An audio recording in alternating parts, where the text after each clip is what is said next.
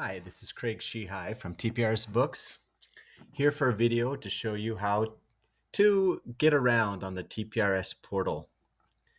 Once you have already logged in and made it to your language or made it to your account, it might look something like this.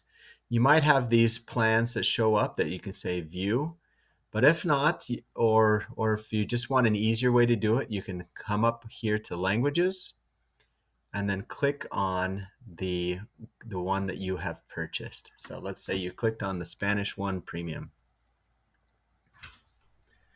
In the Spanish one premium, you see that you have a host of tabs up here. Each of these links to new information.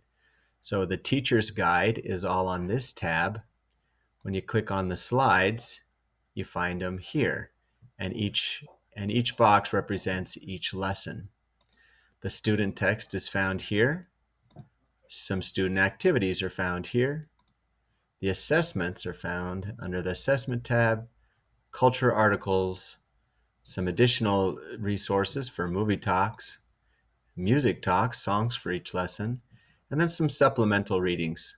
Let's go through each one. The teacher's guide has an intro that has lots of information. As you notice, it opens up in a new tab when you click on it, and then you can read it through as a PDF. Then when you're done, you can close it and then go to the lesson. Let's say you wanted to prepare lesson 1.1 and wanted to see what tips we could give you in the teacher's guide. Well, what you'd see here are the guide words, getting started, some background information, some ideas about circling and triangling and personalized questions and answers and dramatization. And there you go. You have lots of information there. This is taking it step by step, slide by slide, going on the long version. And then we can go into how to do the read and discuss, some basic ways to do that. And then a sample script of what to say there. And then you get down to some tips and some grammar pop-ups and ideas for assessment. And at the bottom, there's a teacher cheat sheet, we like to call it, because it has some questions already available for you to get an idea of how to go through the slides and get it done. So that is your teacher's guide. Once you've read through the teacher's guide and you feel like you're doing pretty good, you can go to the slides. The slide is where the lesson begins. If you notice, we have a 15-hour lesson cycle. This is a minimum suggested. It's not required. It's just suggested of what could happen, what it could look like, but a minimum. So for example, if it says 5 hours to do the interactive story, which is the slide, then that's a minimum of 5 hours, 5 class hours. So let's look at the slides. Here you have some options. If you're in Canada and you want to use the past tense version, you have one there. If you're in the US doing the past tense version, there's only one present tense version of the interactive story 1. Each lesson has 2 interactive stories. So after doing interactive story 1, well, to get to it, you click on the link and it pops up in a new window. All right, then if you wanted to do the interactive story 2, there it is. So we do interactive story 1 first, typically in a lesson. Then we'd go to the student text and do the reading after the interactive story 1. Pops up in a new window. And there you have the document. This can be downloaded by clicking here. It could also be opened with Adobe Acrobat for Google Drive, which is an app that you can connect here. So if you click on that, or if the students click on that when you give them the link, then this can be filled out by, well, hovering over anything that's fillable. Now on the first interactive reading, there are no fillables. It basically is the readings, because you're going to do some in-class activities with that. If you want to remember from the training, those are the interactive activities that we had for those. Okay, so then when you're done with that, you can then go to the student activities. And here are some student activities for Interactive Story 1. So there's past and present. Let's click on the present. Again, it opens up in a new document, in a new window. You can also connect with the Adobe or download it and share it with your students in a password protected. Make sure that you're reading the terms of use so that you don't violate any copyright. And these are on every document, just for your reminder. And here you go. Now you can put in your name. You can fill out the blanks. There's some options down here, so you can do that. Sometimes teachers will do this one first as the class. Then they can do this one in short groups. And then the third one they can have students do on their own. And then all the options are down here. And then there's a couple other things. These could either be printed and cut up, or they can just fill them out. Which one's number one? Here's an example, Ayon Chico.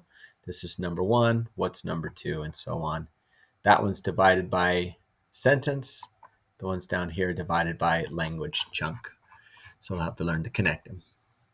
So those are some activities that you can do with the 1.1. Once you're done with 1.1 Story 1, it's time for 1.1 Story 2, which is found here. And you go through a very similar process. Opens up in a new window again. And there you go. You have the same slides. These are going to reinforce everything that they've already learned up to this point, and you can expand and have fun with it.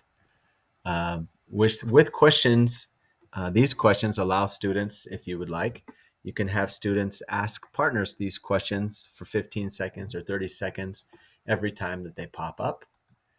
Here's another one, and they go on like that, and giving them the opportunity to develop question asking skills. Once you're done with 1.2, there are readings for 1.2, and those readings come with activities. So again, you can open it with your Adobe Connect, or you can just show it. Either way, or students can take out a piece of paper and write on the piece of paper.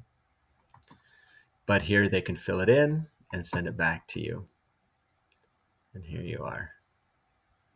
And so these are questions that go along with the readings. It gets the students back into the readings so they read it over and over again. Okay, after you're done with those readings, you can go to the student activities where there's some games and some writing activities.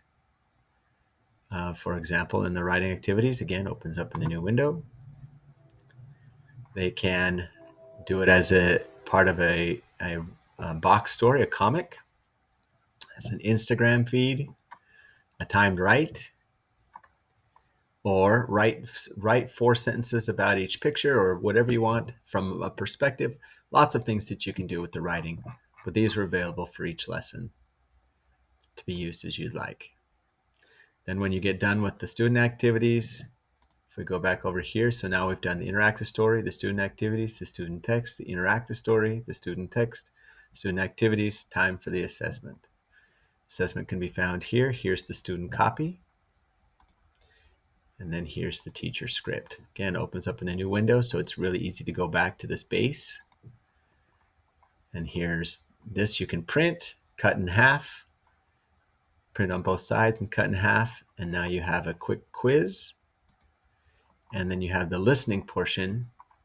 So chapter 1, story 1, here's the listening for that first activity right here. And then they fill that out, and then they read a story and answer the true false questions.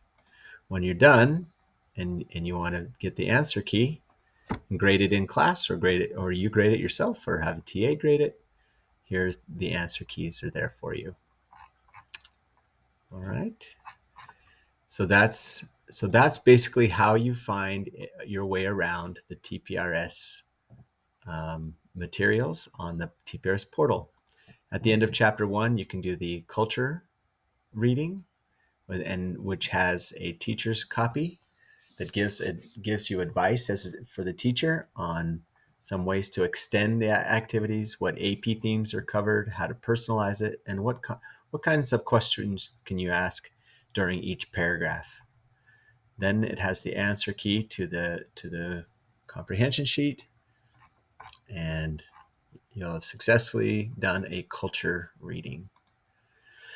Okay, well, there you have it. There's the way around the tabs to find anything that you need for the TPRS lesson.